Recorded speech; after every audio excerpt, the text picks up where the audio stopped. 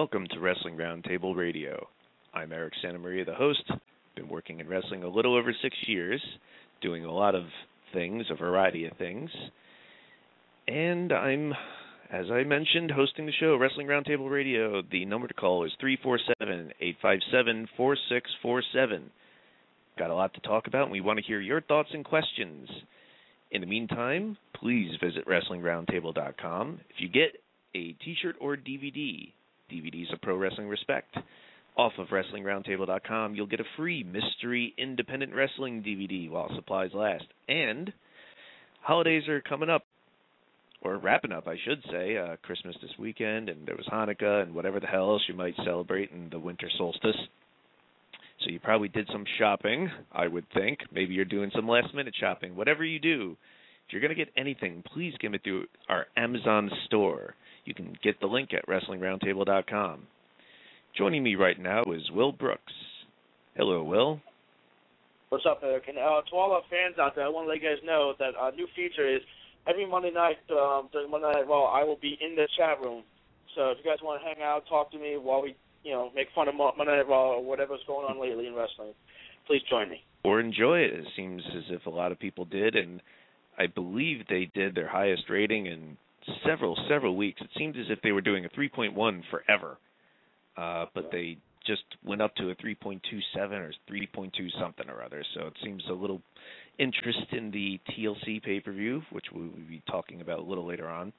There's a British comedy show that's shown on PBS that I got turned on to, and it's outdated, but I enjoyed a lot. It's called Keeping Up Appearances, and there's a character on there, white trash slob called Onslow, who I love. That's, I think, the most beloved character on that show. And one time he said, "Did your life ever feel completely full of a cosmic emptiness and a lack of meaning?" That's how I feel this week.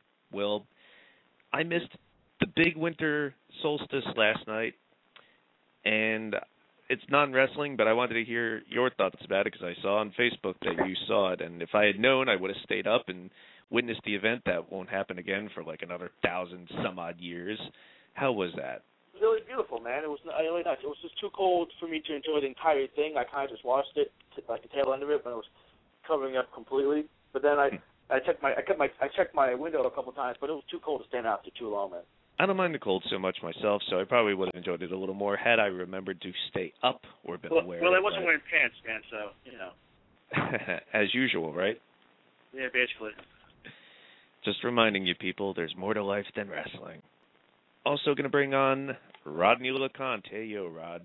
Hey, yo, Eric and everybody else out there. How we doing? Doing all right, and glad to see you're on, because right off the bat, we're going to be talking about mixed martial arts. And all right. Zuffa produced two of the biggest shows that happened lately.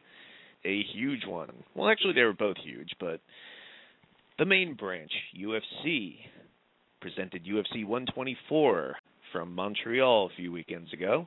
There's a couple fights I wanted to talk about before the big one, the hyped fight, the showdown between this season's Ultimate Fighter coaches, GSP and Josh Koscheck for the welterweight belt. But before that, also in the welterweight division, Thiago Alves defeated John Howard by unanimous decision.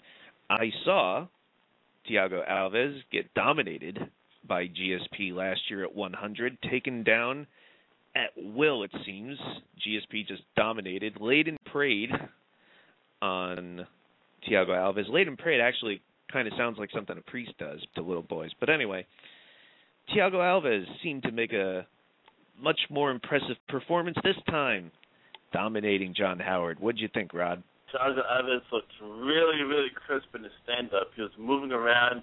He was really accurate. He looked a lot better than he did in the John Fitch fight. And I was hoping that the Thiago Alves that we saw against John Howard was the one that we saw against Fitch, because I still do think that Alves has it in him to defeat John Fitch. And he's definitely the number 2, number 3 welterweight in the very tough competitive division of the UFC, and he looked great. He was really, really tearing him up with those leg kicks and utilizing takedowns. We just saw a whole new Thiago Alves, and it's going to be great to see what's next for him. In the lightweight division, Mac Danzig knocking out Joe Daddy Stevenson. Now, Stevenson, people were talking about, will he be cut if he lost? Dana White said afterwards in the press conference that Stevenson, I guess, unlike Gerald Harris the month before or so, showed real effort and showed enthusiasm and showed that he wanted to win. Even though he got knocked out, those are the type of guys that he looks for, guys that go in there and try to work, try to win. However, people were saying Mac Danzig would be cut if he didn't win either. So it seems both are staying around. And what'd you think of the first-round knockout that Danzig laid on Joe Daddy, Rod? Initially, Matt Danzig was the one whose career is in jeopardy because ever since winning the Ultimate Fighter and dropping down to welterweight, he really hasn't looked too impressive. But I really thought Joe Daddy Steven was going to take this one. He's looked a lot better in his UFC career. But this knockout was something that if you told me it would happen, I wouldn't have believed you, Eric.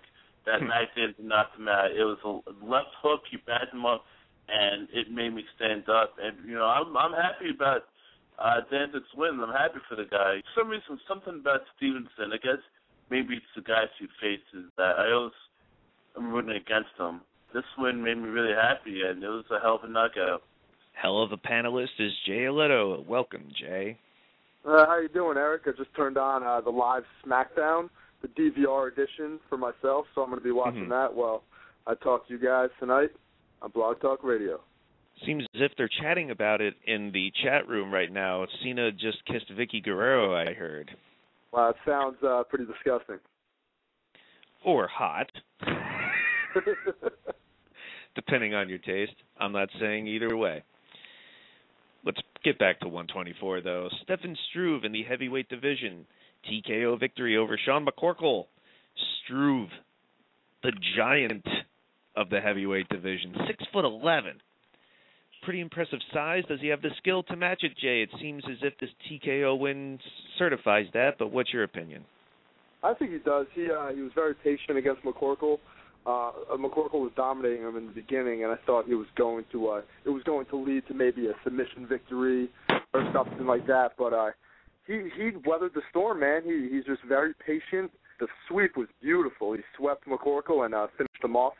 He's had a few big wins. He's shown a lot of heart in the UFC. I think he has what it takes to eventually become a contender. I don't know if he could beat the elite guys right now, but he's a young guy. That size is a big advantage, his height. So I think, if things go his way, if he gets some good matchups, he could climb the ladder pretty quickly. He wouldn't have a far climb with that height. This guy's this kid, I should say, is only 22 years old. He's still got a lot of room to improve. Yeah, it looked like he was in trouble in the beginning, but after that, he made it kind of look easy. He really beat down McCorkle, and he shows that he has good ground game, and once he really gets to use his reach, his size, his legs to his advantage, I mean, he could become a very, very dangerous fighter. He's definitely going to need a few more fights, a few more big wins to make people forget about the knockout losses to Roy Nelson and Junior Dos Santos. But give this guy some time, and let's see what happens. With his size, I don't see him beating a Cain Velasquez or Brock or any of those type of athletes. But 3 or 4 years, we'll see what this guy has. You mean because he may have inches on them, but not girth? Like Brock is 265 and would probably just use his strength and size to take down Struve. Yeah, and it's very easy for a guy like Brock to really get underneath Struve. This guy may be decently strong, but not as strong as a heavyweight. He's very lanky. He's just good to have to use his size to counter everyone else's strength in the heavyweight division. Well, the welterweight division, the hometown boy, GSP, defended his belt in that division in the main event of this card. I mentioned on the last show how UFC in Germany was going up against Pacquiao and Margarito. The show in Germany universally panned for being pretty boring and not very good. But as great as that Pacquiao performance was against Margarito, one of the knocks against boxing pay-per-views versus MMA or UFC specifically is that UFC gives you a whole card, usually full of great fights.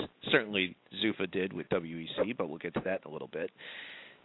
Whereas boxing, it's usually based on just one fight, and even though there's 3 some odd undercard fights, you really don't remember anything about it. And one of the things I've said also is that as much as boxing defends itself by saying that the best MMA fighters wouldn't be able to do a straight boxing fight with some of their guys, their best guys, then again, boxers wouldn't be able to do an MMA fight per se, or so history has shown. But all the same, my point is that I think overall you usually see better boxing on some MMA fights than you do in the undercard of these boxing events. And the reason I'm relating that to GSP Koscheck is because we should know, I don't want to say everyone knows, but if you follow the sport, you know that GSP did some training with Pacquiao's trainer, Freddie Roach, leading up into this fight, and holy shit, what a performance, what a delivery. GSP almost looks like he would be able to compete in a boxing fight. It was practically just all stand-up this time, and he just completely punched that fucking eye out of Josh Koscheck. He looked like mincemeat. So, what'd you think of this performance, Rodney? Were you surprised that it didn't turn into a pure wrestling event with Koscheck's background and GSP's ability? No, because I knew how well both of them are in wrestling and defending takedowns, and I knew Koscheck and was stand-up. Well, Koscheck has improved, yes. Mm-hmm. So I knew Koscheck wanted to stand. GSP was, really wanted to finish him. He wasn't, going to try to take him down the whole time, because that's where I guess Koscheck is, his strong point is. It was a great performance by GSP. He looked really good. He really was putting on a clinic, I should say, against Koscheck. And Koscheck is a world-class fighter. I mean, people, complained that, he didn't get finished, but who really, honestly, finishes Josh Koscheck? I mean, his 2 finishes, his 2 losses, I should say, where he got finished in the UFC were kind of questionable, and I'm not taking them away from the fighters who did it, like Paul Thiago, but, there was a fight he got choked at, and the fight that he was dominating, and the knockout with Paul Thiago was questionable. So it's really not easy to finish, a D1 wrestler like that. He proved that everyone that he has a stand-up game. He's an all-around great mixed martial artist. I still consider him the number 1 pound-for-pound best fighter, and he proved it on Saturday. Well, you talked about finishing people, and GSP hasn't finished someone in a couple of years, and I'm not counting the BJ Penn throwing in the towel. I mean submitting someone or knocking them out. GSP seems to rely a lot on the lay-and-pray technique once you take them down, and he's won decisions on all his fights, and as great performance as they are, if he is the best in the world, don't you think he would be finishing people, Jay? And your thoughts on the fight with Koscheck? He didn't really have to finish Koscheck. Nobody really finishes Koscheck. These 2 guys usually both go all 3 rounds or 5 rounds, respectively, with whoever they're fighting. It really didn't matter to me if he finished him or not. There was a lot of trash talk, a lot of build-up to the fight, but he beat the shit out of Koscheck. There's no other way to look at it. He showcased his boxing. I was shocked. I never thought that he could box that well. I thought it was going to be a wrestling fight. I know they said they were going to stand, but who really sticks to their game plan that much? I thought Koscheck was maybe going to try to wrestle him more when the stand-up just wasn't working, and that wasn't the case. So hats off to GSP, man. He looked really good, and you just never know what he's going to do, what he's going to bring out. I mean, he could throw leg kicks, he could wrestle, he throws, surprise Superman punches. You just never know what he's going to do, and he really solidified himself as the guy to beat in MMA up and down the board. I mean, there's nobody else besides maybe Anderson Silva, depending on which way you look at it, that, people should gun for as the best pound-for-pound fighter in MMA right now. It's unbelievable how he handled Koscheck for 5 rounds with just straight stand-up.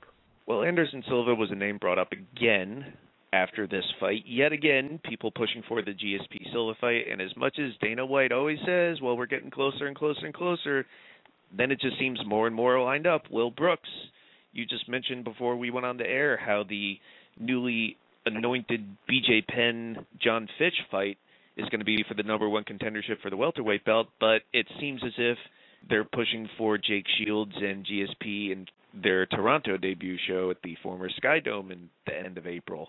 Do you think we're ever going to see this Anderson Silva GSP fight? We have to, If you don't, you're not listening to your crowd. You're not listening to your fans, and that's what Dana White prides himself on, that we do what the fans want us to do. So if he doesn't put the fight together eventually, then he's just full of shit. Now, granted, he's a promoter; he's probably full of shit regardless. But we've come to understand that he does do what the fans kind of want him to do. I mentioned GSP hasn't finished anyone in a couple of years or so since he avenged his loss to Sarah for the welterweight belt. Anderson Silva's finished people. So how do you think that factors into a potential dream fight, Rodney? Well, first off, I think the people that GSP has faced has been tougher opponents than the opponents Anderson Silva has faced. And GSP usually saves his dancing for after the fight. Yeah. Well, at least GSP has, finished people who he is supposed to finish. Whereas Anderson Silva, he had these, questionable fights with Talis Laces and even Patrick Cote and the whole Damon Maya thing. Anderson Silva, like his last fight with Charles Sonnen, where he was getting dominated for 4.5 rounds. You haven't seen that in a GSP fight. You haven't seen GSP in trouble in any of his fights. The last time he was taken down in a fight was against Koscheck, and he was taken down in this fight too, but that really didn't have any effect on the fight, didn't do any damage at all. It's an all-around greater martial artist. The competition, that the people that he's beaten, I guess besides Dan Hardy getting knocked out by Carlos Condit, they're just really tough, gritty opponents. Two things real fast about that, though. GSP never fought anybody with broken ribs. So you got to take that Chael Sonnen fight a little into the question.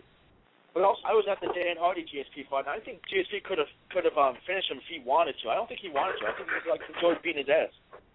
I don't know. I think GSP was clearly trying to finish Dan Hardy, at least submission-wise, with the Kimura and the armbar in that fight. But exactly. But Dan Hardy wasn't giving up, so I don't think you could say GSP wasn't trying. I think he just had more fun beating it up. Well, Jay, how do you think that GSP stacks up against Jake Shields, who it seems as if they're going to be putting against GSP next?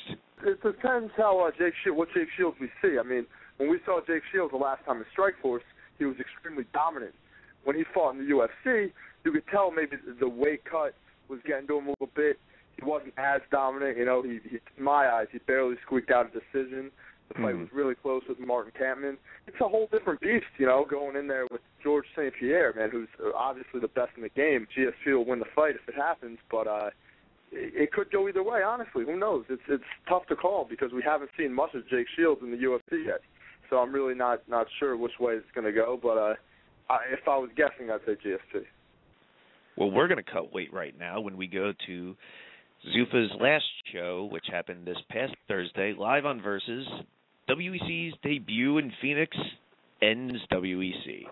The last WEC show before the promotion and all their divisions within, not necessarily all the fighters, but all the divisions and champions are absorbed into the UFC roster. Unlike WWE's third-string promotion, ECW, which ended on Ezekiel Jackson winning the title, I think UFC did a little better with their third-string promotion, WEC, because holy shit, what a show did they deliver. Let's start off with the lightweight division. Donald Cerrone defeating Chris Hordecki. Seems as if Cerrone cemented his spot in the lightweight division. He seemed to be a perennial contender in WEC, but never quite getting over that hump into the elite status, but maybe a gatekeeper sort of position. Do you think that's going to carry over into UFC, Rodney, and your thoughts on the fight? I think it's going to be a little bit more as a gatekeeper.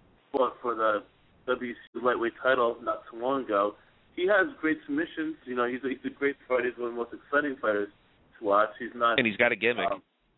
He's not a Clay Guida where he just goes in and brawls. He's very technical and wins fights. And I think he's going to match up very well against Cole Miller, two great, guys who are basically about the same body type, same style almost, and have great submissions. So it's going to be really interesting to see how, these WC stars contend with, the UFC lightweights. So it's going to be really interesting to see. Dominic Cruz, the WEC bantamweight champion, defeated Scott Jorgensen by unanimous decision to be renamed into the first UFC Bantamweight champion. Your thoughts, Rodney, on Dominic Cruz retaining his title into history? I didn't really watch this guy too much until he fought Joseph Benavidez the first time. And after he won the title from Brian Bowles, I really started watching this guy. And this guy is definitely in like my top 4 favorite fighters, and probably my favorite fighter to watch. Watching this guy fight is anybody's treat because the way he moves, he's so quick, and his combinations and the way he combines his striking with his wrestling is just insane. It's really indescribable. If you haven't seen a Dominic Cruz fight, please look him up. This guy is unbelievable. Seems like a lot of people are now talking about him and Uriah Faber, and he put on a great performance, great textbook performance against Scott Jorgensen, who Scott Jorgensen was, really, a good guy too. He's good, to good in the UFC. But he's only lost to Uriah Faber, and he was very inexperienced when he fought him. I'm a Faber fan, but if that matchup happens, and I don't think Faber should get a title shot after one fight, 135, but if that happens down the road, Cruz all the way. Cruz defeated Jorgensen by unanimous decision. Donald Cerrone defeated Chris Horodecki in a second-round submission via triangle. Cerrone said he wanted to finish him with stand-up or strikes or whatever, and he was disappointed that it went into the ground. But, hey, a victory is a victory, and holy shit, what a victory it was in the main event, which is what we're getting to now. Fight that I was really, really looking forward to. Smooth Ben Henderson versus Anthony Pettis, whose nickname should probably be the Prodigy, because holy shit. Now, before I even get to the fight, I'm sure everyone's seen it by now because that's what everyone was talking about. Holy shit. Running kick off the cage. This had to be a once-in-a-lifetime occurrence, I would think. What do you think, Will Brooks? That's one of those kind of things, like, when you watch a movie and you say, like, see a guy make a kick like that, you think no one can do that in real life. That's not practical. It doesn't make any sense. And then the guy does it in a mixed martial arts fight. You're like, holy shit! I guess I never thought I'd ever see that in my entire life. Do you think you always see that in Jet Li movies? Reminded me of Robin Shou as Liu Kang in Mortal Kombat. This fight was just incredible. I scored it for the first round to Ben Henderson, and I scored the rest for Anthony Pettis. However, as one-sided as that sounds, there was a lot of good back and forth, a lot of good reversals, great stand-up, great groundwork, and just capped off with that amazing kick. That kick, I described it as once in a lifetime because, first of all, to even have that idea in training, the conditions just have to be perfectly right. You have to be in the right position, your opponent has to be in the right position, and he hasn't seen it coming. Now that everyone's seen it, I don't know if people are going to be preparing for it because it was, I would guess, a rare occurrence, and if you try it again, maybe lightning won't strike twice. So maybe it's just once in a lifetime like I described, but even so, I thought it was fight of the year before that, and then that definitely solidified it. Your thoughts, Jay? It was just an unbelievably competitive fight. I went back and I watched it again. What happened was my friend called me. I completely forgot WC was on. My buddy calls me up and says, "You're not going to believe this kick that just happened." I said, "Oh, I got to turn it on." And I caught the replay during the highlights of the kick, and I was and so on amazed. Saturday, when you said there was an unbelievable kick, I said that sounds like Pettis. Yeah, you did. You absolutely did. I didn't spoil it for you or anything, but I said it was the greatest kick I've ever seen in MMA, and it truly was. I was completely shocked. It was some Matrix shit. I could not believe what my eyes saw. And the fight in all was very competitive. I mean, I scored it pretty much the same as you did. I thought Henderson might have taken another round in there, but Anthony Pettis definitely won the fight. He definitely deserved to win the fight. I'll give you that. It was close. It definitely was close. That kick was knockout caliber. I mean, that could have knocked him out if there was more time left in the round. It was absolutely unbelievable, and hats off to him. That highlight alone is going to give him a huge advantage on any UFC pay-per-view from here out. Well, just imagine if that had happened on a UFC pay-per-view. The audience, a considerable audience, much bigger, might have seen it live. Rodney, your thoughts on the last WEC fight ever turning out to be an amazing contest? Yeah, what a way for the WC to go out. I mean, they really couldn't ask for anything better. He'll be facing the winner of Edgar Penn coming up in January. I'm actually going to be seeing the Frankie Edgar Gray Maynard fight to determine who's going to be in the unification match. Of course, Anthony Pettis now gets the winner of Edgar Maynard for the lightweight title unification. So I'm really looking forward to that, because I always thought that with guys like Ben Henderson, who I was a big fan of, Pettis, who I got really turned on to this year with his amazing performance, I really wanted to see these lightweights mix it up with UFC's lightweights, and hopefully once they get on the bigger stage, we can see them really prove themselves. And like I said, just imagine if a UFC-sized audience had seen that kick. Yeah, I mean, it's just like what we talked about in the last radio show.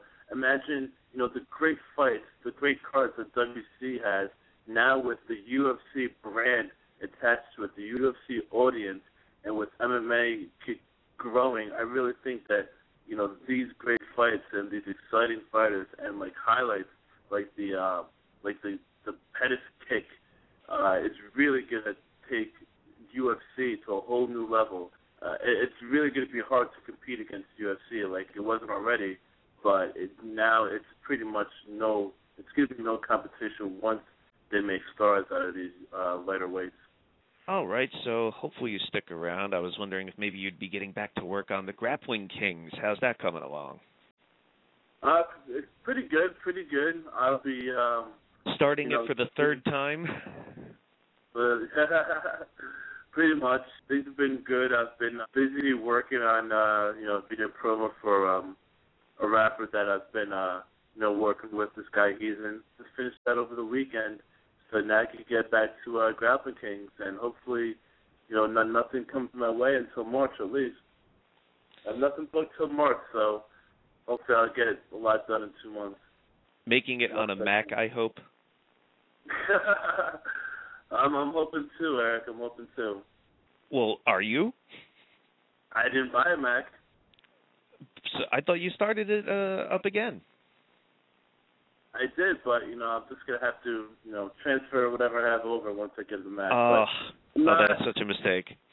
No, I'm not gonna wait around forever until I buy equipment. I'm just gonna go with it. And so don't wait. Just get a Mac, and you'll never have to worry about my entire hard drive is erased again. Unless it's Western Digital, but whatever. All right.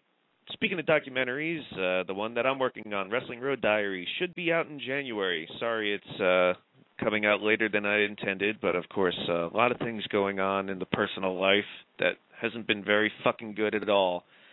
Not that that's a complete excuse, but really I just took on so much work this year between starting the internet radio show. I mean, just the Roundtable alone is like a second job, people. I mean, I'm working full-time anyway in wrestling, but then when I'm not, and I'm not spending time with family or trying to relax with friends or whatever the hell it might be, because you need a fucking life, you're spending this time on this great entity and community that we're trying to create here with the Wrestling Roundtable, between the website, that's a lot of work every week, the video show, the internet radio show, that's just Wrestling Roundtable alone. Then we were doing Pro Wrestling Respect this year, and then I was like, shit, I got to get the Road Diaries done, and that was a lot of work too.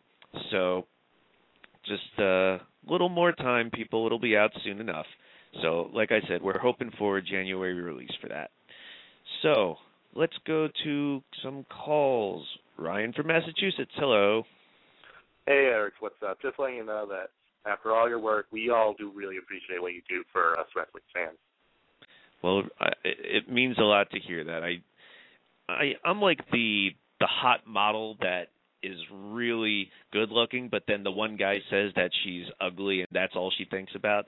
So it's good to get a reminder once in a while that we're all friends here and we all enjoy each other's company and we enjoy spending some time away from real life, IRL as we call it on the internet, to talk about our favorite hobbies or maybe what we work in. And that's the idea, bringing industry professionals, wrestlers, fighters, referees, cameramen, whatever the fuck it is. We've had everyone, I'm not discounting any opinion. Come to the table with the fans, who are the people that really matter, and just exchanging ideas and thoughts and just having fun. So thanks a lot, Ryan. I really appreciate hearing that. And now it's your turn. I want to hear what's on your mind. Well, I just want to first of all say to anybody who's watching or listening, because I know there's a lot of big wrestling fans who are a little reluctant or a little resentful about the fact that we keep trying to bring MMA into this. I will just want to tell everybody, when you're done listening to this show, go on YouTube and type in Anthony Pettis Super Kick. You don't even need to go on YouTube. Go on our Facebook page. Go on our message board. I made sure that video was going all around because, like you were saying, Ryan, I know there's some wrestling fans that are hesitant to jump over to the real thing. Or you know what? You don't even have to jump over. You can have one foot firmly in both worlds, on both sides of the fence, just like we do. So I was trying to spread that around because, man, it's like Pepsi, or it was a Coke, whichever. It's the same thing to me. But it's nothing like the real thing, and holy shit. That kick, like I said, join our Facebook page, join our message board. You'll see it. But, yeah, like Ryan was saying, check it out. Yeah, I guarantee you'll be rewinding and watching it again at least 10 to 15 times. I'm really looking forward to if they ever do the Silva GSP fight. I've read reports that GSP's camp has firmly said that if it does happen, they will not have GSP move up. So that would force Silva to move down. Hopefully they'll have like a 180 catch weight. Right. Because Silva walks around at like 200. Like he's really good at cutting weight, but to think that him going down to welterweight would just be a little too much for even Anderson Silva. Well, I think he said that he would do it for this one time if he was fighting GSP. Yeah, but I think that even Anderson Silva, like if he did that, it would just. I personally think it would just take too much out of him. So maybe they could do like a 180 catch weight, or like a lot of people are saying maybe we can do one exception where they can do it at a catch weight and still have 5 rounds, something like that. Well, we saw how much seemingly cutting weight took out of Jake Shields when he made his UFC debut. Not quite the Jake Shields that we saw destroy Dan Henderson as was hyped in the ads. Anderson Silva seems like, I don't know. I've seen a lot of range in his body type from when he's at his middleweight weight to, I mean, hell, they were saying maybe he'd go up to heavyweight. He looked huge when he fought in Abu Dhabi this year. So, I don't know. Anything could happen there, I suppose. But let's move on, like I said, to pro wrestling. And this weekend had a lot of great wrestling for you if you're a wrestling fan. And you better be if you're listening to the show, I guess. Ring of Honor presented Final Battle on iPay-per-view. Go Fight Live, one of our partners, and you can listen to our shows in full on Go Fight Live while you're at it. But Jay Leto, you were in the Manhattan Center for this event, and when it comes to Ring of Honor's iPay-per-views, this, I believe, was their 5th. And so far, it seems like their iPay-per-views, have been really kick-ass. Generally delivering every time they're on pay-per-view. People were saying that Death Before Dishonor in Toronto over the summer was the best show of the year. I don't agree with that. I think it's a top-heavy card because as great as the Tyler Black and Davey Richards match was for the world title and the Briscoes Kings of Wrestling was in the bloody rematch from the Big Bang, I thought, like I said, top-heavy. Those two matches were really good. The rest of the card, not so much, especially stacked up against Death Before Dishonor in September. The world title match really didn't deliver in that with Roderick and Tyler, but you take that aside, I think that's an overall stronger card. Everything was generally good to great on that, especially the World's Greatest Tag Team. And speaking of World's Greatest Tag Team, Haas and Benjamin, why does everyone forget the period, Jay? Wasn't it the World's Greatest Tag Team period? I don't know, was it? I don't think it was. Wasn't it supposed to be based off the Best Damn Sports Show period? Whatever the fuck. I don't know. I don't remember that, man. Anyway, Haas and Benjamin, Kings of Wrestling. Awesome match. So anyway, Final Battle. Seems as if everyone who watched it thought it was a good show, and it's hard to argue against that, although there's always going to be nitpickers and complaining, cynical bitches. But all the same, let's start off with the Adam Cole and Kyle O'Reilly versus All Night Express opener, which started off the show really hot. Jay, your thoughts? an absolute perfect opening match. I haven't seen these guys wrestle as a tag team before. I've never seen Adam and Cole wrestle. I've seen Kyle O'Reilly. They're both immensely talented for being just pretty much beginners. They're very young, and holy shit, they put on some great high-flying moves, great double-team moves. Red Titus and Kenny King were great opponents for them. It was a phenomenal opener. Got the Manhattan Center going crazy, absolutely crazy, and I was surprised. I was genuinely surprised that they put on such a good show. I really enjoyed this match. The All Night Express came out on top, which is, rightfully so. It was a great finish to it. I think everybody who's listening who hasn't seen the iPay-per-view should maybe go download it, pay the couple bucks for it, even just for that match. It was such an exciting match. It was really good. I absolutely loved it. Great way to kick off the show. Kyle O'Reilly and TJ Perkins had a really awesome grappling style fight or grappling style match in Boston the day before, too. And that reminds me, I want to say hi to Billy in Boston and Enzinwa, who I met in New York. Nice to meet Roundtable fans, as always. And moving on, the Final Battle card. As I mentioned, TJ Perkins had another interesting match with Colt Cabana, some comedy mixed in with some more European-style technique. Your thoughts on that match, Jay? I liked the match. I thought this match was really good. I've never seen TJ Perkins wrestle in person. I've seen him on, I think it was PWG one time a long time ago, and he's really good. He's got a lot of talent. He's very fast. Some of his spots were really innovative, like the spots between the ropes, where he kind of just stopped dead in time. It was great. I'm not a fan of that. It just seems kind of awkward. It was pretty cool. I don't know. For a match with Colt Cabana, where there's a lot of comedy and hijinks, I think it worked in that aspect. It was a good match, man. It just went on with the flow of the show. It didn't really mean much. There wasn't, no titles on the line, nothing. There wasn't really an issue between the two, but it was a good match. Solid, quick, did its point. TJ's young, but been wrestling forever. He's kind of like Mysterio in that respect.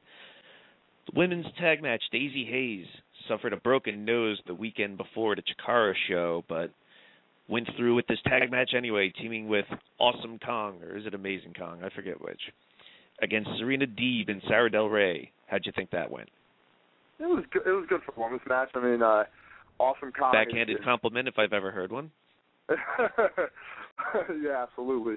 I know we were joking a little bit about this match during the show, which was kind of funny. I won't talk about what we were joking about though. But Awesome Kong definitely is a sight to see, man. She is absolutely enormous, and she's really good at wrestling. She could pull off the power moves pretty well. Her and Sarah Del Rey seem to have a kind of chemistry when they're in there together, where they can it's kind of believable that Sarah Del Rey could actually stick with her in the ring. And another match where, it did its part on the card. It was in the right spot on the card, third match in. Serena was over. Crowd was chanting CM Punk at her. It was cool. It was good seeing her back. I enjoyed this match, too. I really enjoyed this card up and down. Well, let's keep moving on the card. Eddie Edwards and Sanjay Dutt. Sanjay Dutt replacing Kenny Omega, who suffered a foot injury the other week, or so he says. A lot of people were upset that Sanjay Dutt was put into this spot, but not me, because I guess most people think Sanjay Dutt is crappy. I don't. I think he's pretty good. I mean, I'm not saying he's great or anything, but he's pretty good.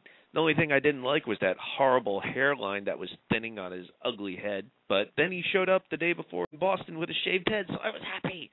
And that match he had with Roderick Strong in Boston was pretty good, too. So I was happy that my boy Sanjay Dutt delivered. How was this match with Eddie Edwards, Jay? Sanjay Dutt's a suitable replacement. He's a very talented wrestler. He's been in Ring of Honor before, so it wasn't like he was a newcomer. Everybody knows who he is. And it was a good match, man. It was solid, technical. Eddie Edwards seems to always deliver singles ever since he turned into a babyface. He's good at working that style. I guess when he was a heel, he was mainly with Davey Richards in the American Wolves as a heel tag team. And it just shows he's good at working a babyface style in singles matches. Now, this match probably would have been better if it was for the TV belt. It was definitely a good match. Eddie Edwards came out on top. It was, the front half of the show was really good. It was quick. It was action-packed, and just seemed to flow right. It wasn't too many slow spots where anybody would get bored. It just kept flowing. It was really good, very well-paced first half of the show. Eddie Edwards wrestled as if he didn't separate his shoulder last month. I mean, he looked really good. He just needs to stop doing that damn tope because it's not working out 3 times, and he's fucked himself up each time. So I don't think we're going to be seeing any more of that, thankfully. Don't want to see him hurt.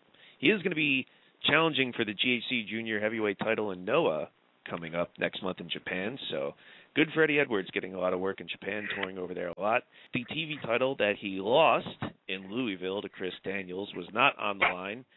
Chris Daniels fought your boy Homicide, and I was just happy to see Julius Smokes back. That's my boy. Not the most memorable match, however. I mean, not bad, but what'd you think of Homicide Chris Daniels? They pretty much went through the motions. You know, it wasn't a terrible match. There's really no issue between the two. It was basically just an attraction where 2 Ring of Honor legends just were back into the ring in New York City to fight each other, to wrestle each other, which was pretty cool. Like you said, Julius Smokes cracked me up. He absolutely went apeshit outside the ring when Homicide did his dive through the ropes, his suicide dive. It was absolutely hilarious. You know, the finish was cool. Homicide, he's a babyface, but he used a heel tactic to win the match. It was I love watching Homicide wrestle, man. The finish came out of nowhere too, because most people watching that show would expect Chris Daniels to kick out of the finish, but you know, it was believable. Came out of nowhere, and whatever that Mike Bennett guy was at ringside. Not too familiar with him. I don't really know. I guess they're trying to start something with him and Chris Daniels. So I don't know where that's going, but it was a decent match. The Briscoes' father, Mike, or Papa Briscoe, made his wrestling debut against the Kings of Wrestling and Shane Hagedorn, who's guested on our panel many times.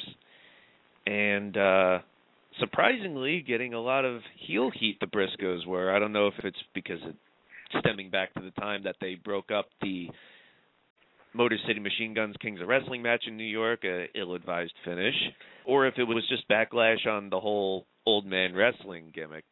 But either way, it seemed as if Mike Briscoe pulled through with a head scissor takeover and a doomsday device, in addition to the big pop for the Kissing Sarah Del Rey spot, and didn't really need to do much more than that. Everyone else carried the load, and it seemed as if they pulled off maybe a little late blow-off to this feud, but still good reaction to this match nonetheless. And I think Chris Hero in particular, the night before in Boston, it was Kings of Wrestling and American Wolves.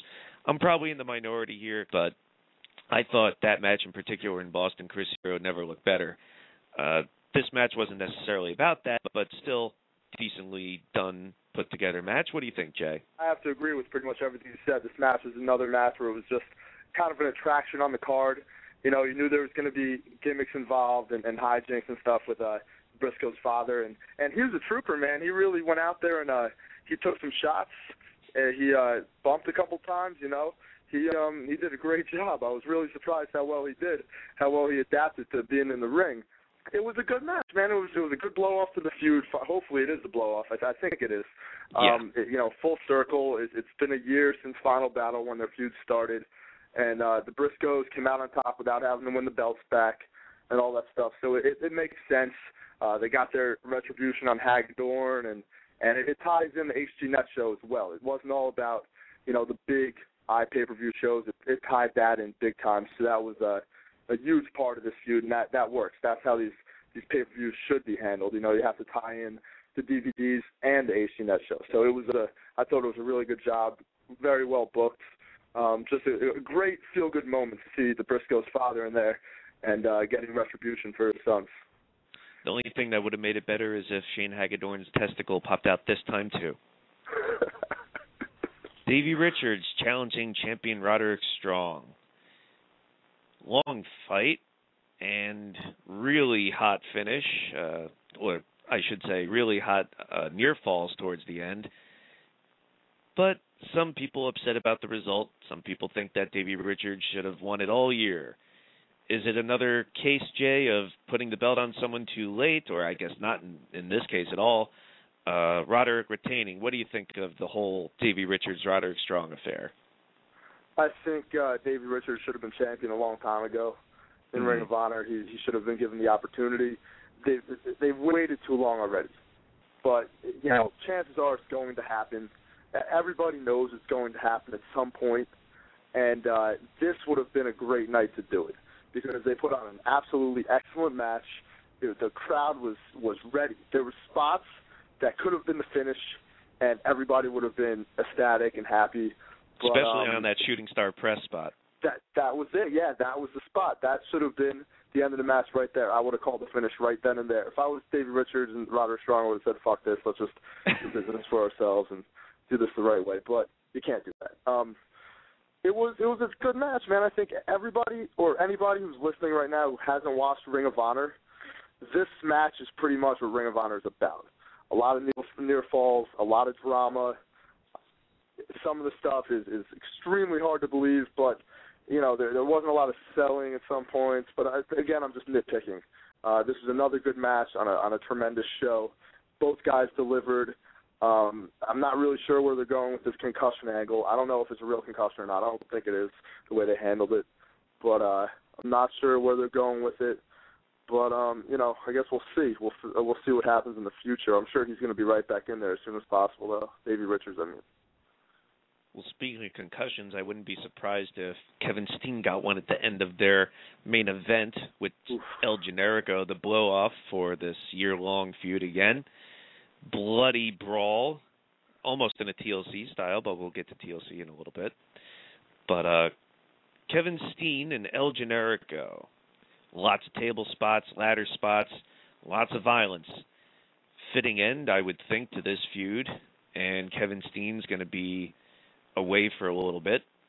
Even with all the violence, high spots going on, they still had the finish where he held up the mask and El Generico, I guess the Laurence Olivier of wrestling, doing some thinking about it before nailing Kevin Steen with an unprotected chair shot. What'd you think of this whole fight, Jay? I absolutely loved it, man. Watching the turn to start this feud, where they foreshadowed it really well. You kind of, if you were in the building that night, you kind of felt that it was going to happen a year ago, and for it to come full circle, a year of a really good feud with lots of bloody, brutal battles throughout the way, you know, involving Carino, Cabana, some other guys involved as well. It was a great blow-off to it. The right guy won. You know, a lot of the stuff with El Generico, he's a skinny dude. You know, it's kind of not believable he could throw around Kevin Steen, but whatever. Kevin Steen is a trooper. He goes out there. He puts his body on the line so many times in the past in Ring of Honor with ladder matches and ladder wars and whatnot. And he did the same thing in this match. And Generico did as well. Both of these guys had some very innovative spots. There was a couple of times where Kevin Steen would just extremely disgust you if you were watching him. He's just absolutely a disgusting, vile human being at times. And but he really makes you believe that he is that guy. And it was a great blow-off to the feud. The ending was really dramatic. If you're a first-time Ring of Honor watcher, if you've never seen it before and you're listening right now, go check out this match. It was really cool.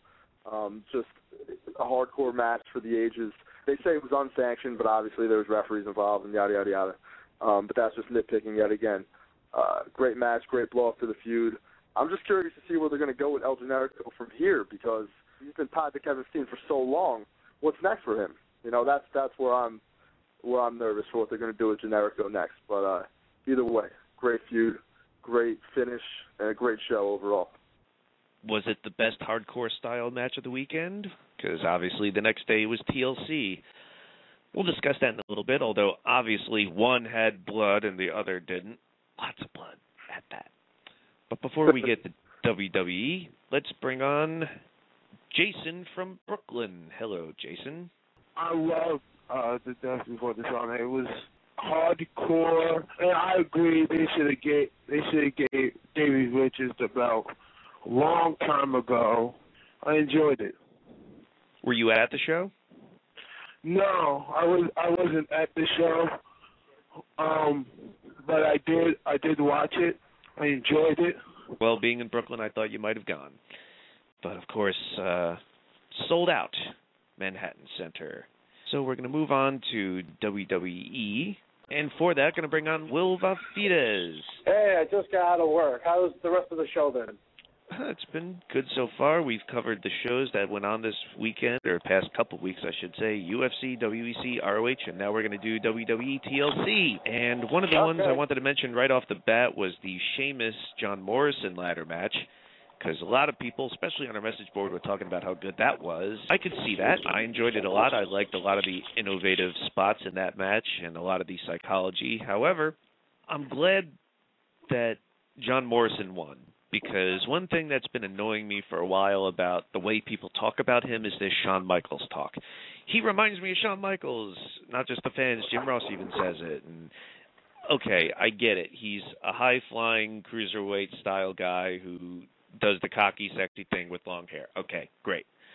But Shawn Michaels, as much as I ride him on the show for whatever, is one of the greatest wrestlers of all time, and if people are seeing any hints of that in John Morrison, let's get to it. Let's put him in that spot to prove it. Will he be able to? More than likely. Maybe. We'll see. But they took a step in the right direction with that, because he won the number one contendership in this match against Sheamus, and what I like about that is that sets up Miz and Morrison for the title at the Rumble. So that should be something to look forward to. Hopefully they give him enough time. And what'd you think of that match, Will? Definitely the best one on the card. There's no doubt about it that Morrison really shined that night. I'm sure a lot of people gave him praise. It shows that he could be a main eventer. Sheamus also did a tremendous job as well. Took a pretty big bump that I didn't think he would take. A lot of people thought Morrison would go through the ladder. I was disappointed with that spot, though. I mean, come on. The aluminum, steel ladder, please. Well, it's a gimmick idea just to, show how, that, something like that could really seriously injure somebody. It's just a way to make it look like a whoa moment, and it does. And I was surprised he got up. I thought that was it. But then he came back with a pretty big kick right to the face, which looked pretty good, too. And Morrison looks very strong. He sold the leg injury very well. And it kind of reminded me of a Razor-Shawn match, like how they went the first time, because it was kind of the same idea. The same dynamic of the basically somewhat bigger guy and the faster, smaller guy. Exactly. Mm-hmm. So it was actually a very good match, very good. It was definitely one of the best ladder matches we have seen in a long time, especially between two people. I liked it a lot. I think it was definitely Morrison. I'm going to the Rumble, so I'm looking forward to seeing that match between Miz and Morrison. And, they're not going to be the main event match, but because the Rumble is obviously the main event. Well, I mean, of course not the Rumble, but I mean before that.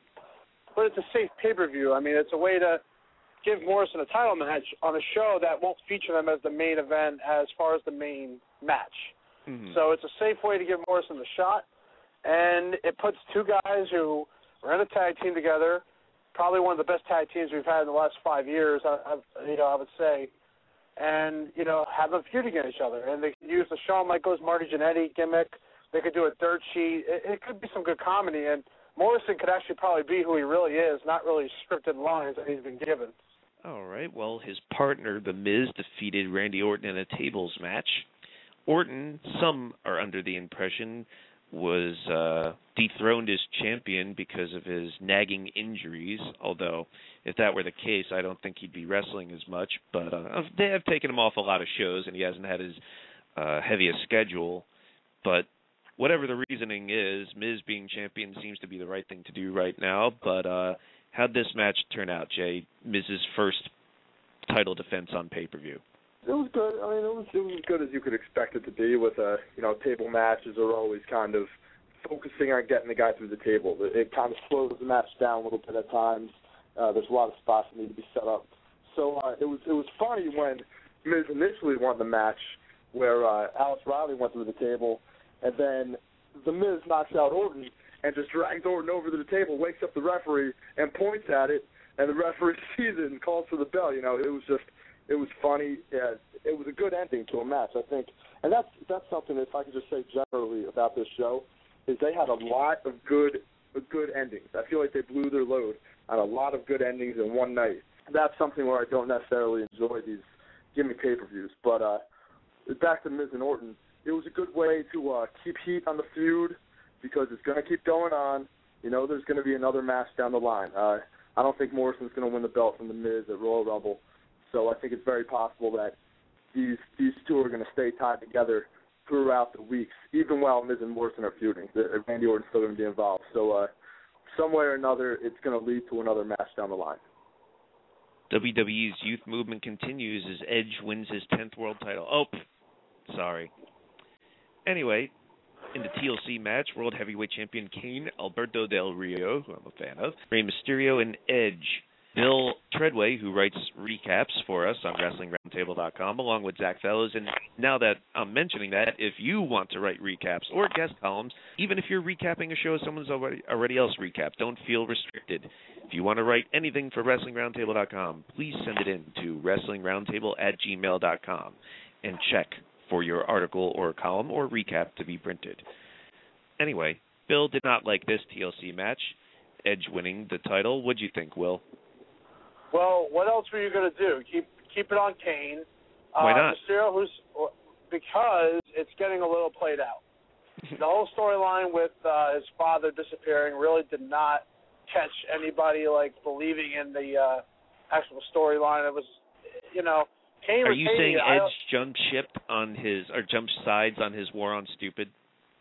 No, I think that I don't think so. Well, first of all, he doesn't write that stuff, so I'm sure he thinks it's stupid, but he has no choice to do it. Okay, so Mysterio's too hurt, Alberto Del Rio's too new, and Edge hasn't held the belt in 2 years. So might as well give it to Edge. Maybe they might pull a Christian Edge feud here because Christian did show up 2 weeks ago on the Slimies. You never know. But they had to give it to Edge because he was the only one that could probably make SmackDown a little bit more fresh. And that's the reason why I see it. The match was not bad at all. I don't think there was nothing wrong with the match. My funniest part was when Alberto's guy got chokeslammed. That was actually kind of funny. The match was good. I thought Alberto Del Rio took a very nasty bump to the floor. He only hit one table. So he took a pretty nasty bump. So I thought the match was good. I liked it. Jay, you seem to be disagreeing there.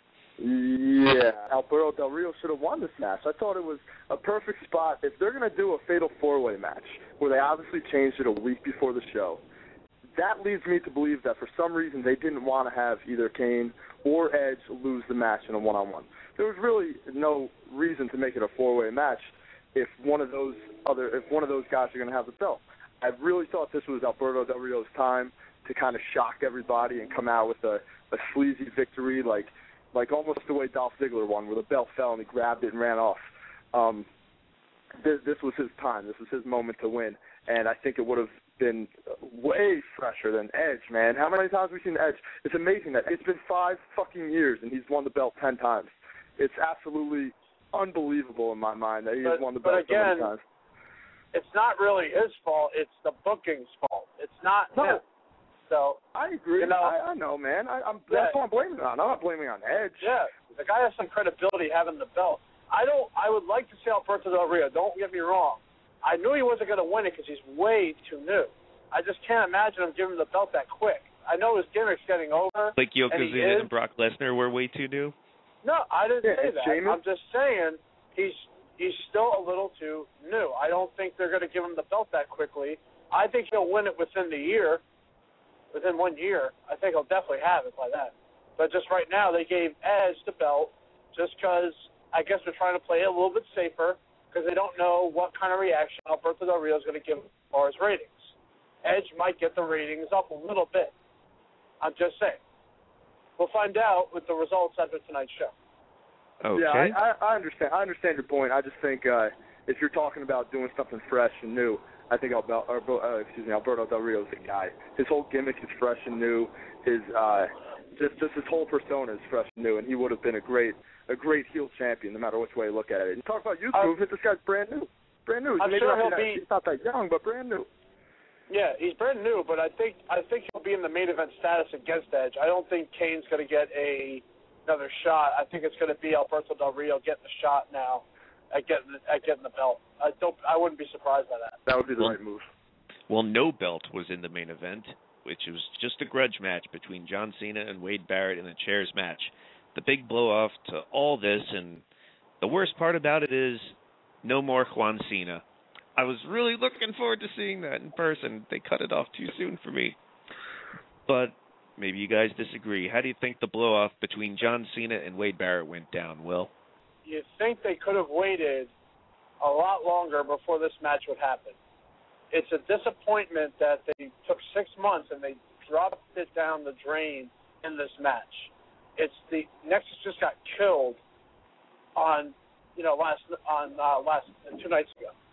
It did not make any sense to even have this match. He gets rehired because Nexus is scared, and it makes them look so incredibly weak, and it hurts. I was disappointed. I knew that would be the main event match, and I knew Cena would go over. For God forbid, I thought they might have some kind of surprise, the fact that it was the main event, but they didn't. And they claimed 23 chairs landed on Wade Barrett, and there was like 10. So I was a little disappointed. I don't like a chairs match at all, because the only time you're going to use a chair against someone you really hate is when you hit them in the head, and they can't hit each other in the head. So I don't see the point in the match at all. So I was not happy with the way the ending went at all. It was a good storyline that could have went till maybe February, and they rushed it because they were afraid Cena was going to be gone from TV and lose ratings. It just wasn't the ending of this whole Well, it seems as if their plan, at least that's what everyone keeps saying, is to keep the Nexus angle going to at least WrestleMania.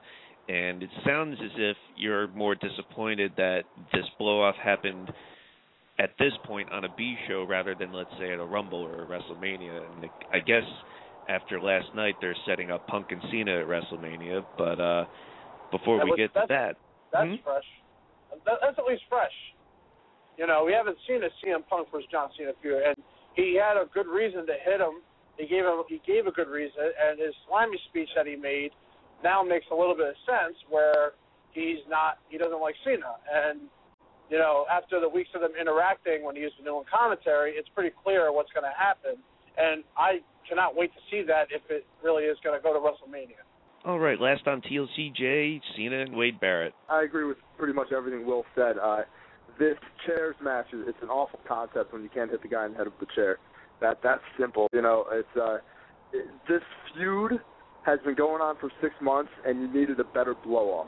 If I was booking the show, I would have had, one final match where maybe it's a ladder match, and if John Cena grabs it, he's back in the WWE full time. If Wade Barrett grabs it, John Cena's gone forever, banned from every building in that WWE ever goes to. Just can't get in the building ever again. Obviously, you know which way it's going to go, but at least there's more drama involved. This chairs match, it was pretty lame. I kind of liked the gimmick at the end when Cena pulled down all the chairs on top of Barrett. But to make the Nexus look so weak over the last couple of Raws just doesn't make any sense to me.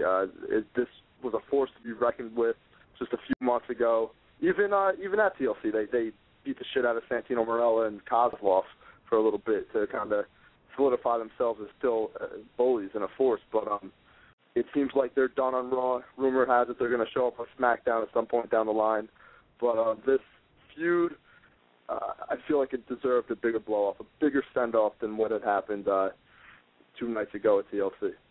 Well, what Will was talking about with the chair shots to the head, TNA just banned unprotected chair shots to the head when Jeff Hardy accidentally gave Mr. Anderson a concussion, and subsequent concussion turned into a storyline. But as we all know, chair shots to the head, at least unprotected, have been banned in WWE for a little while now, obviously not in Ring of Honor, and I think that made some people uncomfortable seeing El Generico just whack Kevin Steen so hard in the head with unprotected chair shot, and that's going to connect to something that I've been meaning to talk about, and we just have been running out of time on the latest couple shows, and nothing new since, but if you read the news on WrestlingRoundtable.com, you'll remember from the October 19th update and report, this update, Lost Colony Entertainment announced October 5th that they have acquired the film rights to Chris and Nancy, a book which probed the Chris Benoit murders, investigation, and alleged cover-ups. Now, when this was announced, there was a huge furor on the internet about this even being made. Now, like I said, there were no other details given then or have come to light since. So that's all we know. But that was enough to send off a lot of people being angry that this shouldn't even be made, it's disrespectful, it's just not something that should be done, this, that, and the other thing. Now, I don't want to jump the gun here, but I'm venturing to guess that none of these people have read that book, and I think it's pretty safe to say that I'm the only one here who has. Not that that's necessarily the main riding factor in this debate or topic, but I wanted to throw that out there to see what you guys thought. I mean, because especially with what we were just talking about and the finish to Final Battle this weekend, it, I guess, applies still in wrestling. When we started the show a couple years ago already, in our first season, I knew that one of the most controversial things we could talk about is the Chris Benoit murders. I wanted to start off the show in general with a lot of heated debate and subject matter that's maybe so touchy to most, but something we should talk about. We're not going to bury our heads in the sand, and let's just face this. I was one of the biggest he who we do not speak of fans around, and yet I seem to be the only one out of all these wrestlers, maybe not the only one, but seem to be one of the few, rather, who've been able to give that up. And I've done a lot of reading and talking about what happened a few years ago, and a lot of us on the table and the panel have talked about our opinions on that over the course of the past couple of seasons, but some of us haven't. So in light of the film that's going to be made, let's bring on some of you guys to see what you think. Will Brooks, what are your thoughts on the Chris and Nancy film? This happens all the time. People kill people write books about it, and then they make movies about it. So it's just the fact that people were so in love with the guy. I was a fan too, but let's face facts, the guy did do it. It's an interesting story, and it sounds like an interesting book and movie. So why the hell not? It's going to make money. It's going to make, and it makes sense. It was inevitable. You know, as soon as the story broke out that eventually a movie was going to happen. I mean, they made movies about 9/11. They made movies about Columbine. So this was a huge thing in wrestling and the news. So it's not really surprising to me. Let's throw this question out there about this. Should it even be made? Will Vafides? They can make it. There's nothing wrong with making it. It's, selling a concept or an idea that, will people go see it? There's all these movies based on true events all the time. And they don't necessarily have to use their names, but they can use the idea that what happened basically with the whole family. So, when I see it, I'm kind of all into murder and mystery, and this was one of those mysteries. It's still a mystery that it's never going to be probably solved. And I don't mean in a Kevin Sullivan broken apologist sort of way. I mean motivation sort of way. Yeah, exactly. Yeah, there was nothing, they haven't found any indication that it was anybody else involved with it other than the three parties that were found, dead.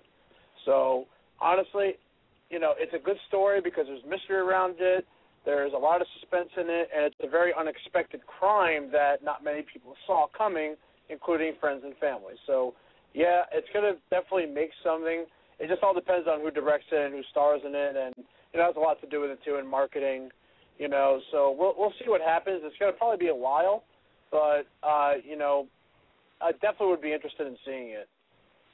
I think Nancy saw it coming, but let's also keep in mind that it's film rights. That doesn't necessarily mean what kind of film it's going to be. In other words, is it going to be a Lifetime dramatic reenactment style movie, or is it going to be a documentary? So let's just keep that in mind, because if you read the book, and I highly recommend that you do, in fact, I'm really thinking of getting the supplemental CD or DVD for it, because this is a very close to heart and fascinating subject to me, but the book itself is really an investigation. So that's not to say it wouldn't be a dramatic reenactment, but I think the purpose of his book is to bring to light, he especially focused on the timeline, which really reveals that WWE knew a lot more about it than they let on. But let's see what you think, Jay, before we get to some calls. what you said about making either a documentary or a movie, those are two different ballgames. I mean, if it's a documentary, you're going to basically deal with facts or what's perceived to be facts in a lot of ways, and it's going to pretty much be about who we do not speak of and the family leading up to the event. It doesn't have to be a documentary if it deals with facts. Just look at Ben Stein, but that's another thing. True. However, if it's a movie, if it's a theatrical film, you know that they're going to blur what really happened and what just like possibly did not WWE. happen. Exactly. 24/7 joke. There's always something that they add that is kind of out of the ordinary that they do to make the film more interesting, and that is where I'm going to be a little worried with a theatrical version, like a regular run-of-the-mill movie. However, I would definitely go see it. I want to read the book. I'm going to this next year for sure. But it's a story that really touches close to home with all us wrestling fans because we've grown up and watched him throughout the years, and this tragedy pretty much changed the landscape of professional wrestling forever. So it's very interesting to see what they do with it, how they handle it. As wrestling fans, I think we're conditioned to believe that there's always something behind what we see in front of our faces. Like, why is this guy helping that guy? Why is this going on? Why is this, why that? And I think that's why people always have a lot of wrestling fans have these conspiracy theories in their head because we always think there's something else going on behind everything, you know? So, do you think it's that, or is it more like they just don't want to come to grips with this guy turning out to be a psycho asshole? It's probably both, actually, because he was a very beloved wrestler. But I think we're just all conditioned to believe that there's always something else going on when something's in our face. Kevin Nash was still saying just recently that he thinks Montreal's a work. Oh, please, really? Still? Actually, Kevin, I sometimes think it's a work too. I think it was a work. I think it was going to go to WWE for 3 years and then come back to return and retire. But then Owen Hart died, and that kind of went to the wayside. But that's a different story. We can talk about that some other time. Oh, we're going to have to because I think that's off. Yeah. All right. Let's you're fired. You're fired from the show. No, he's not fired. Sometimes I believe. Sometimes I think about it. You know, I say I truly believe it. Corey from Chicago, you're on. Hey, Eric. I was wondering, considering that two of people we do not speak of children are still alive, do you think that there's a respectful way to do this movie? I know it's a difficult subject for wrestling fans, but it's got to be hell for those that were left behind. Well, wrestling fans aren't concerned about those two. They're more concerned about how great a worker Benoit was and all the German suplexes he did, and we can't forget that. We have to separate the man from the wrestlers if you can in this situation, but that's a whole other thing. People don't think about that. He's a celebrity, so of course that's going to be the primary thing in their minds. They'll do a courtesy Rip, Nancy, and Daniel sort of bullshit, but they don't really mean it. As for the children that survived from the previous marriage and what this means, I'm going to relate that to something Rodney said in the first show, actually, we ever did, because one of the questions was, should Benoit ever be inducted in the Hall of Fame still in light of all this? And I was still holding on to that last little thread of fanboyism, like, oh, no, I don't want to give up that legacy. It was so good up until that last 3 days. But what he said really solidified it, as in, you're going to tell those two surviving children that, A, we know that your father killed his wife and your stepbrother, but he's still one of the greatest of all time, so we're still going to deify him and make him out to be a hero in the Hall of Fame as it was. And that really put it into perspective for me, like, you can't honor that guy, come on. So as to how it would be done to be respectful, I mean, like I said, we don't know what sort of film this is going to be. So I think the way to go would be documentary style, but that's just me. I'm a fan of those. What do you guys think, Jay? It's really tough to say because there's so many movies that are made and it deals with books and everything where it's literally all about the money. It's all about the money to the people that own the rights to it. They don't give a shit about the family for most of the time, I'm sure. They don't care. They just want to make money off whatever rights they have to this book, this film, whatever it is. I think the family should be heavily involved. If you got to ask them what they feel about it. You gotta go to them and say, you know, how do you feel about making a movie out of this, because it's obviously a huge tragedy. However, it's really not going to matter what they say. If they say no, it doesn't matter. It's going to be something to generate income, and that's all they really care about. Well, Michael Benoit, he who we do not speak of's father, was very vocal about a lot of things, especially the concussions that he and Chris Nowinski worked on research for that Chris Benoit suffered from, and I think he's got a lot more left to say, but we're going to see what Ryan from Massachusetts says. So the people who are openly saying, I don't want it to be a movie, my simple answer would just be, if you don't want it made, then just don't go watch it. Mm-hmm. If it turns to a documentary, I think it's going to be more of a factual thing, theoretically. If it's made into like a movie, I'm really, really afraid that it's just going to be a vehicle to criminalize everything that WWE. They're going to have somebody portray Vince McMahon telling Chris, oh, you have a concussion? Well, you either wrestle or you're fired, and they're going to just use it to criminalize WWE and pro wrestling in general, and it's going to be like The Wrestler, but as chef instead of a drug problem. Hey, it could get Hugh Jackman an Oscar. Hey. But that's just my guess. I could see it more being like a Lifetime movie, if anything. That to me makes a little bit more sense, because that's a little bit more, in depth, and there's a little more, realism to it. If they turn it into a feature film, then it's going to be manipulated. So, and nothing's ever true. It doesn't matter what movie you watch. Titanic, you can think of that movie.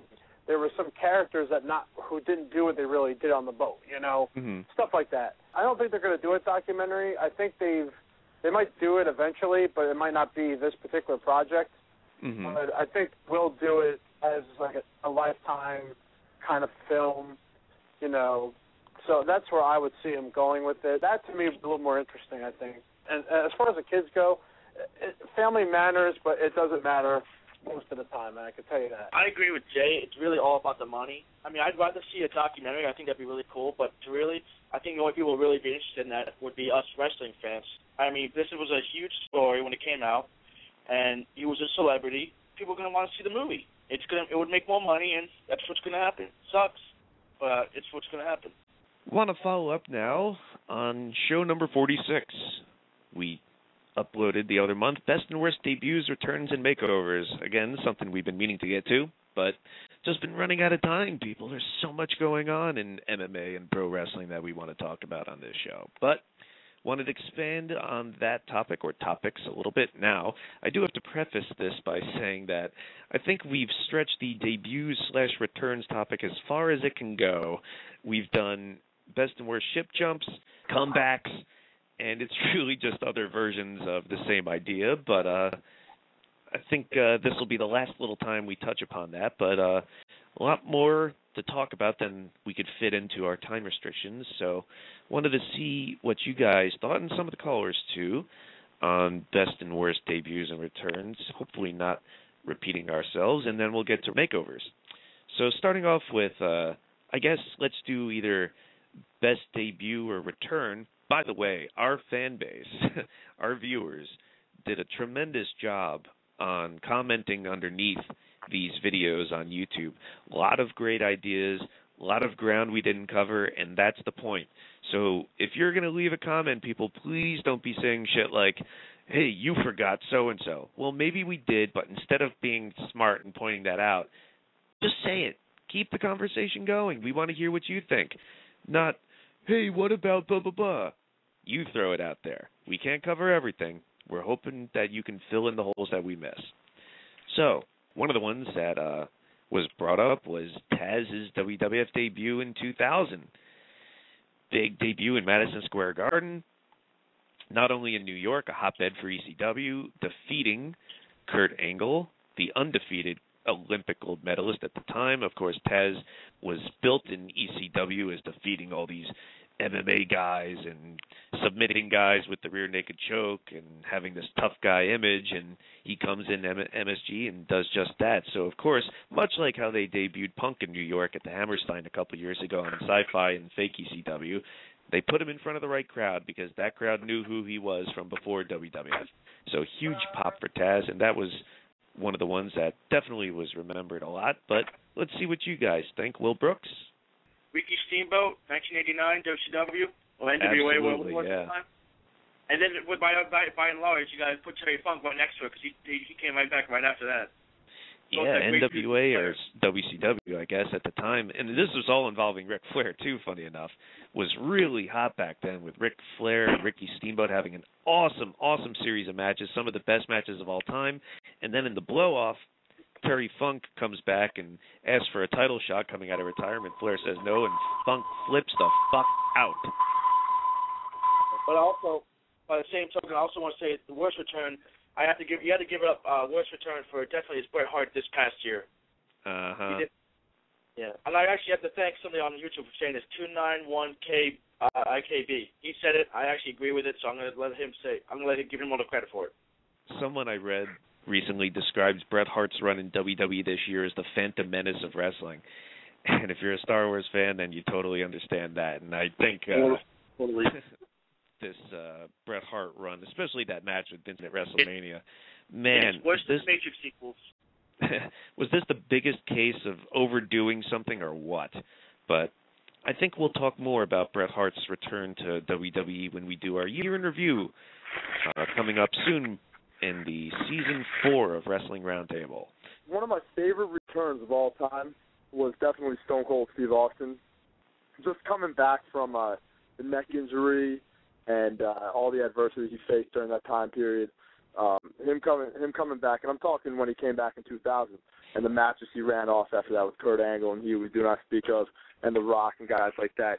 It was really good. It was really surprising to see him work that kind of style with such a nasty neck injury.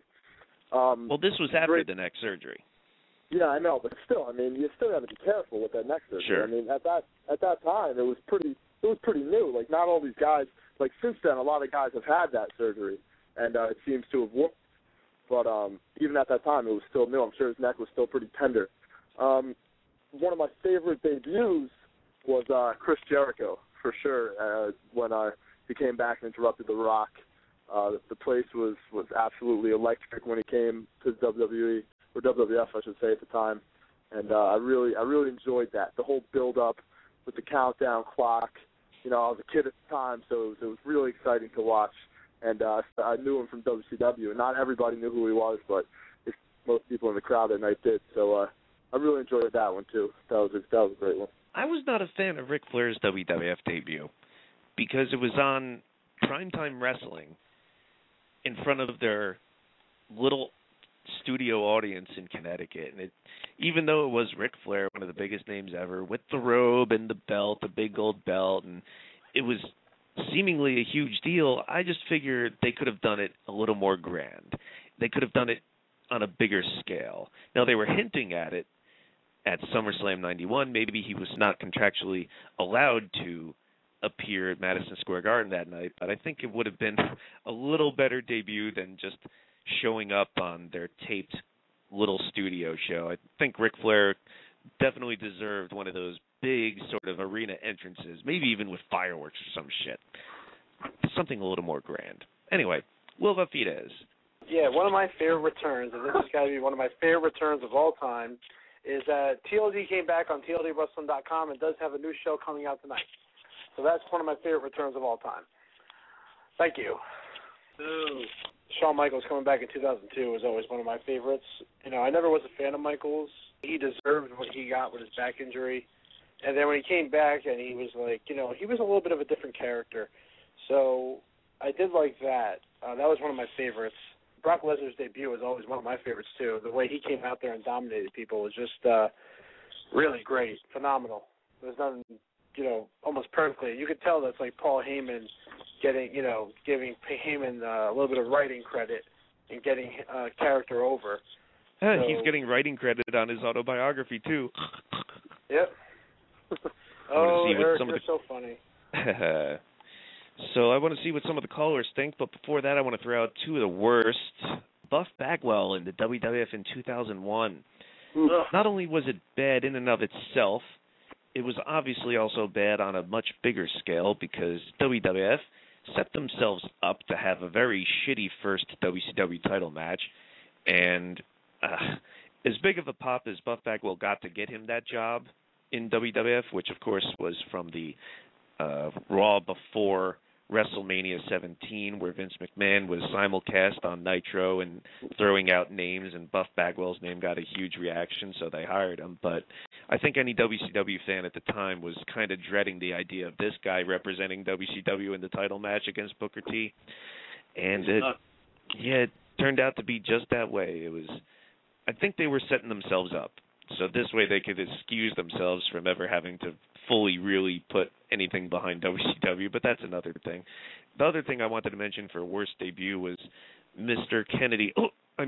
Anderson this year at Genesis in January on pay-per-view against Abyss, because as big of a reaction as he got for showing up in TNA and, oh my God, we got yet another ex-WWE guy that was supposed to be huge there. That match with Abyss sucked. It really didn't start off his TNA run too well, I don't think. But let's see what you think. Ryan from Massachusetts, yet again, what do you think? This could have been one of the best returns ever, but I think WWE actually ended up ruining it. When Eric Bischoff came to become Raw GM, when he came out onto the stage, it could have been the single biggest shocker ever, but I felt they kind of ruined it when they showed him backstage, like the segment before it. You know what? I was there that night at the Continental Airlines, and I had the exact same thought. Why would you give it a fucking way a few minutes before you bring him out? Exactly. I mean, because when Vince was like, all right, time to name the GM, I was just, we just saw Eric Bischoff. I wonder who the new GM could be. I just Corey thought that from Chicago, what do you think? The night that they first brought out Booker T, he was one of my favorites in WCW, so when I saw him jump the barricade, I lit up. I was completely beside myself. Another good debut was when Rey Mysterio debuted, because nobody expected him to pop up from the floor. That was really cool. We covered best and worst debuts and returns. So the other topic on that show was best and worst makeovers. Now, I was talking more of the cosmetic type, what someone looked like, their outfit, their maybe makeup or cutting their hair or just complete gimmick overhaul. Not necessarily just a change of character or whatever, but something visual, something cosmetic. So we talked about some of the extremes like Dustin Rhodes becoming Goldust, and I guess we didn't mention Isaac Yankem or Diesel becoming Kane because I think someone mentioned that, and of course we definitely should. We've talked about on the show before how disappointed a lot of us are that Kane even lost the mask or outfit in the first place. And I think some people are on the opposite side of the fence. They think it was pretty cool, and now he gets the chance to be more human and have facial expressions and all that other shit. But I thought that it was unique to have a giant masked man like that, and especially an athletic one like Glenn Jacobs was. All the same, tying him to The Undertaker like that was a good move, and the character was pretty cool, even if the backstory got muddled over the years. But I think everyone liked the look, so that definitely deserves to be mentioned. And a lot of people were bringing up JBL, too, turning Bradshaw, who went through a lot of cosmetic changes just as Bradshaw alone, but switching over into the George W. Bush uber-Republican racist. People really like that character, it seems. I've never been a fan of Bradshaw, the wrestler, or the person, or whatever, but people seem to like the character a lot, and it really stuck out in their mind, and I guess we're seeing the Spanish version now with Alberto Del Rio. At least that's the impression people have. But some of the best and worst makeovers. Will Brooks? Repo Man. Barry Darson becoming the Repo Man, which was horrible, because he comes off being one of my, I thought it was a really cool tag team, which was Demolition, and sure. Becoming the obviously Repo Man, which went nowhere and it was awful. It was kind of reverse good. It was a funny sort of thing, maybe not a good sort of thing. They keep bringing it back to stupid gimmick battle royals, which is fine and all, but it was a bad makeover. Well, everyone loved Demolition, but let me throw this out for you then. If you hated Repo Man, think about SummerSlam 92. It was Crush versus the Repo Man, and just a year and a half before they were teaming together. I was just going to say Crush. Crush was another one I thought, when he went from Demolition to just being the laid-back, cool guy from Hawaii, but my finisher is I crush your skull, which made no sense to me, even as a child.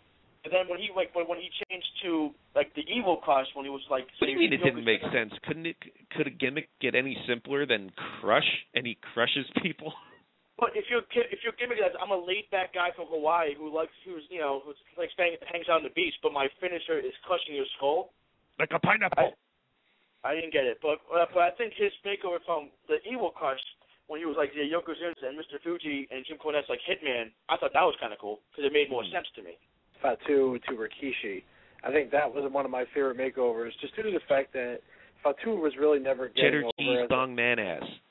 Yes, basically. I thought that would be reason number one. No, I just thought that, he changed the gimmick around. He looked a lot better. He came off more marketable, I guess. And him with Too Cool was actually, when they danced in the Rumble in 2000, that for me was like one of my favorite moments, because you saw it dance off in the middle of the Rumble, and he stood up, and it was a good payoff. And I think that his gimmick, until he changed it, which was not to the bad man gimmick, was good. I thought from the cool Fatu to Rikishi was a good one. And I think Stone Cold was also, I think, even though it wasn't really from the Ringmaster to being Stone Cold, so that to me is a gimmick change. Mm-hmm. He cut the hair. He came out in the black tights. He came out in the no more smiling. No more smiling. So it was definitely that was obviously one of the biggest changes that they could have made, was by giving, him who he really is. Well, how about some of the worst? I think turning Terry Taylor. Not that he was just Terry Taylor, a straight up wrestler, nothing too unique, but turning him into the Red Rooster, seemingly as a goof. It really, when you watch that back. Man, are they just trying to humiliate these guys? I mentioned on the show Dusty Rhodes in the polka dots, when they took this NWA legend and made him dance around like a goofball. I mean, not that Dusty isn't goofy in and of himself, but, I mean, my God. Akeem the African Dream, polka dot Dusty Rhodes, Brooklyn Brawler, and, well, that's not meant to be taken as anything really, but Red Rooster and all those sort of things they were doing back then. And then the next year they turned Greg Valentine into essentially an Elvis look-alike with rhythm and blues, teaming with Honky Tonk Man, and I don't know, I guess that's kind of reverse good, but Greg Valentine playing a guitar didn't really do much, and that was dropped rather quickly, more or less. Corey from Chicago. The two worst makeovers go to Chavo as Kerwin White, because that's Take that back. No, that's not forgivable. The second worst, I think... Wait. Let's talk about Kerwin White. What I love about Kerwin White is that it shows that WWE's racist gimmicks don't stop at just everyone but white. Because even white people got stereotyped with that gimmick. With the fucking golf and the Frank Sinatra music and the blonde hair. And the best part is that it seems that they're always doing something wrong or stupid when these people die. Like when Sensational Sherry died and McMahon was still doing The Sopranos, ending with the limo being blown up, but let's try and not pretend that someone actually died because we're doing fucking parodies of wrestlers' death shows now. And then Benoit went and killed his family and they couldn't pretend anymore. And then when Eddie Guerrero dies, Chavo's in the middle of doing the Kerwin White thing and they drop that really quickly. And then, of course, the London bombing happens in England with the subway bombs going off from Al-Qaeda in the middle of doing this fucking Muhammad Hassan and his terrorist group of guys with fucking whatever. You get my point. Continue, Corey. I think this happened in 2001 because if I remember correctly, at the time he was with Terry Runnels was when they started giving Raven a makeover. One week he had lawn red hair and the jean shorts and the black shirt, and he looked so cool. And the next week he dyed his hair blonde and started wearing a black garbage bag looking skirt. That was just ugly. That was bad. I actually like that Raven look, but that's beside the point. Don't you think that's more just Raven doing whatever? I mean, we've seen him go through a lot of different weird looks since then anyway. Well, true, but it was better when he had the jean shorts and the black T-shirt. I mean, he went in a week from being a hardcore badass to gothic ballerina. That's just weird. Gothic Ballerina. Sounds like that new Darren Aronofsky movie. Oh, hey, I think it is.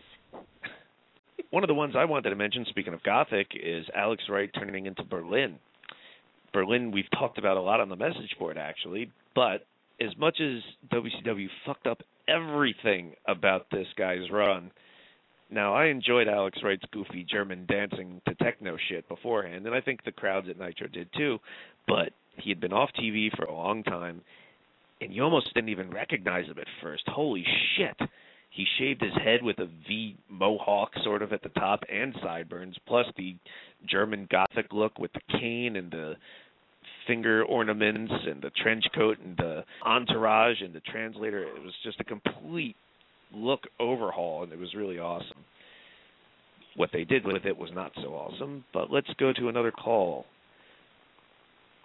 If I can get this damn thing to work. 312, you're on with Wrestling Roundtable. Name and location, please. This is Lawrence Williams from South Holland, Illinois. Hello, Lawrence. What do you got? I don't know if it's more of a character change, but I like the Chris Jericho 2008 character change when it slowly built him up.